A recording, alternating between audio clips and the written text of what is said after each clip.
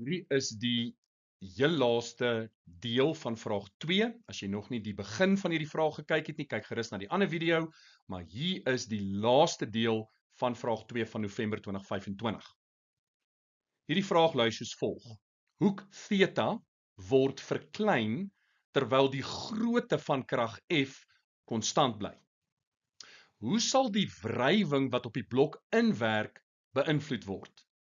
Kies uit toeneem, afneem of bly dieselfde. Verduidelik die antwoord.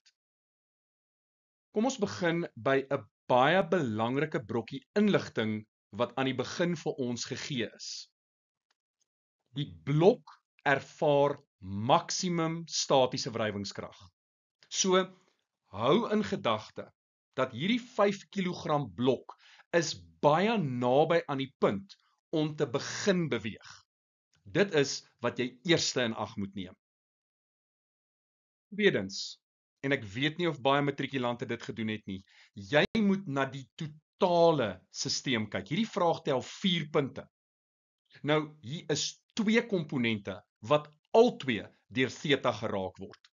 Aan die een kant sit ons met die horisontale komponent en die horisontale komponent is 'n funksie van cos theta. So as theta gaan verander, gaan die horisontale komponent verander. Maar in dieselfde asem, die statiese wrywingskrag, Fs max, is ook afhanklik van theta. Want as jy na daardie balans kyk, sien jy F sin theta speel ook daarso 'n rol.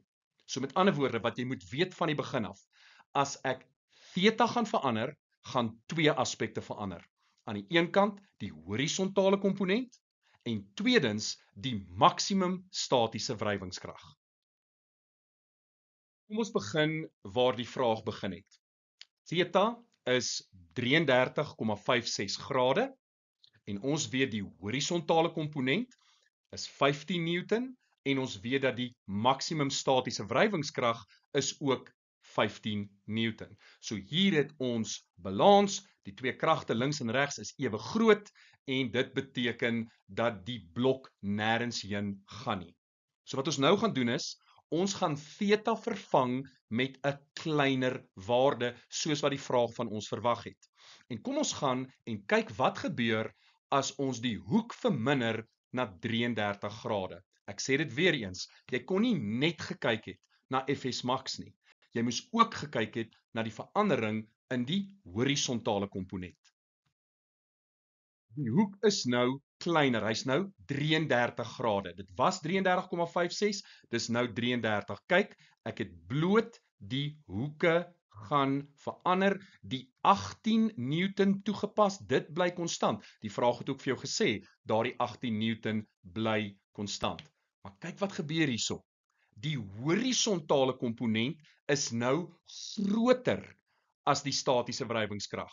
Dit is baie klein, maar dis tog groter as die maksimum statiese wrywingskrag. Nou kom ons gaan aan. Kom ons kyk wat gebeur by 'n nog kleiner hoek. Wat gebeur by 15 grade? By 15 grade is hierdie verskil selfs nog groter. So wat beteken dit? En hier is waar dit definitief hoër orde denke geverg het.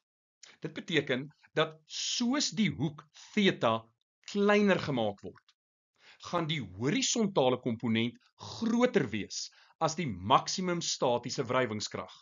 En wat beteken dit? Dit beteken die voorwerp gaan begin om te beweeg.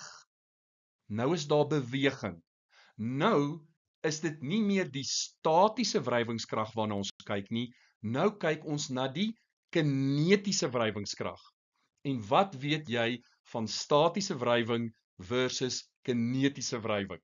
Wel, ek hoop jy onthou jou grafiek van graad 11.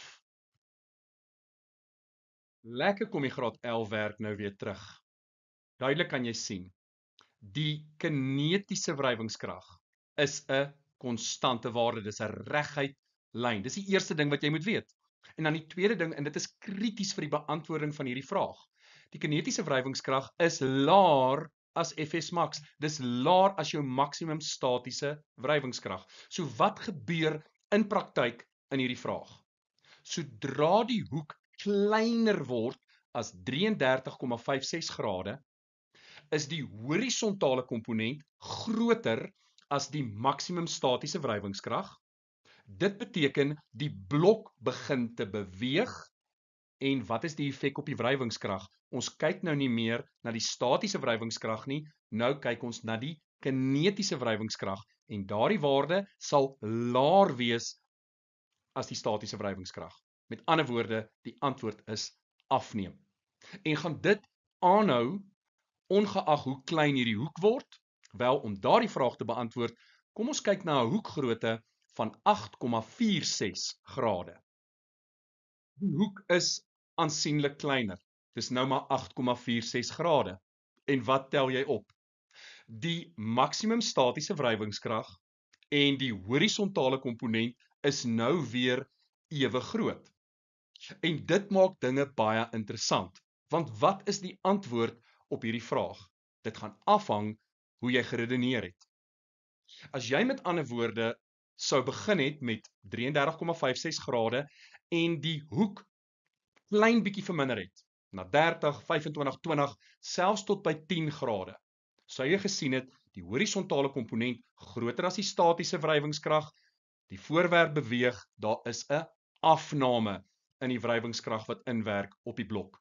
Maar as jy byvoorbeeld gesê het, ek verminder hierdie hoek van 33,56 grade, verminder ek dit na 5 grade toe byvoorbeeld, wat jy dan sou sien is, die blok sou stil staan, want dan sou die horisontale komponent kleiner gewees het as die maksimum statiese wrywingskrag.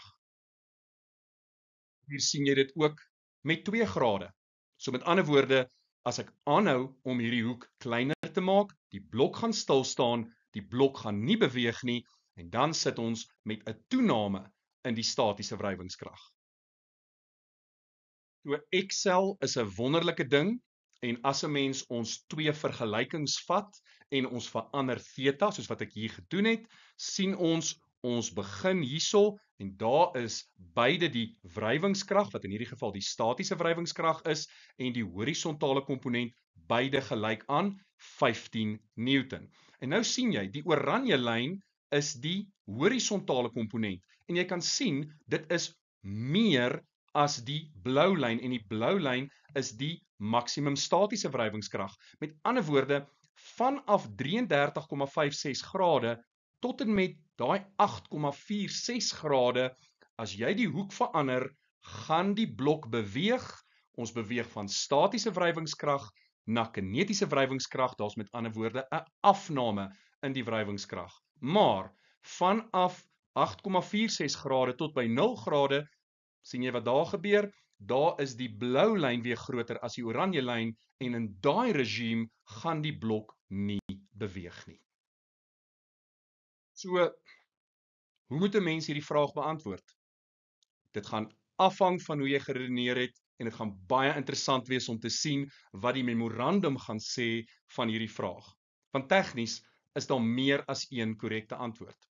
As jy byvoorbeeld gesê het, die blok staan stil, 18 Newton, 33,56 grade, ek verklein daai hoek en ek doen 'n vinnige berekening en ek kan bewys dat die horisontale komponent wat afhanklik is van cos theta groter is as die maksimum statiese wrywingskrag wat afhanklik is van die normaalkrag wat natuurlik verander op grond van sin theta, jy met daai hele redenasie volg, dan sou jy kon sê dat die blok begin te beweeg en omdat die blok begin te beweeg, is kinetiese wrywingskrag laer as statiese wrywingskrag en gevolglik is die antwoord neem af. Dit is een moontlike manier om hierdie te kan beantwoord, maar daar is 'n ander opsie.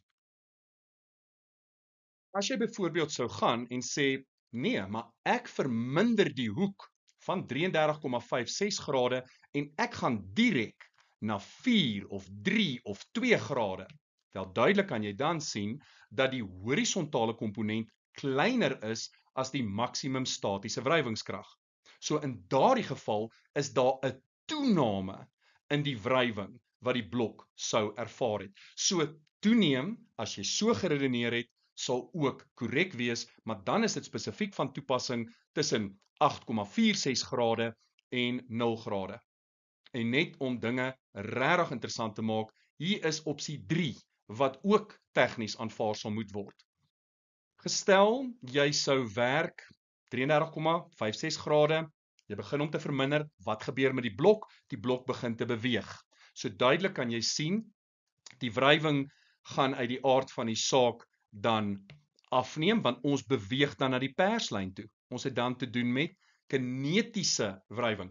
En selfs by hierdie 8,64 grade daarso, as die blok in beweging bly, kan jy sien, dit gaan nie gebeur dat die blok ewe skielik by 8,46 grade gaan stop nie. So jy kan aanhou om daai hoek tot by 0 grade te vat. Die feit dat die blok reeds aan die beweeg is, hoef ons dan nie te kyk na die maksimum statiese wrywingskrag nie. Ons hoef slegs te kyk na die kinetiese wrywingskrag en dis 'n reguit lyn, dit bly konstant. So in daardie geval is die antwoord ook afneem. So, wat is die antwoord? Wel, streng tegnies dink ek die meer korrekte antwoord sal wees neem af, as ons kyk na beide die maksimum statiese wrywingskrag en die horisontale komponent, maar ons kan nie vergeet van die feit dat onder 8,46 grade daar 'n ander scenario is wat geld nie. So dit gaan interessant wees om te sien wat op die ouend van die dag aanvaar word as korrek en wat is verkeerd. Hierdie is 'n baie goeie vraag. Ek het natuurlik die luksheid gehad van baie tyd, Excel en 'n rustige omgewing om hierdie vraag te beantwoord. Onder druk, gegee dat dit net 4 punte tel. Ek dink hierdie mag dalk baie leerders gevang het en ek sal nie verbaas wees as beide antwoorde éventueel as reg aanvaar word nie.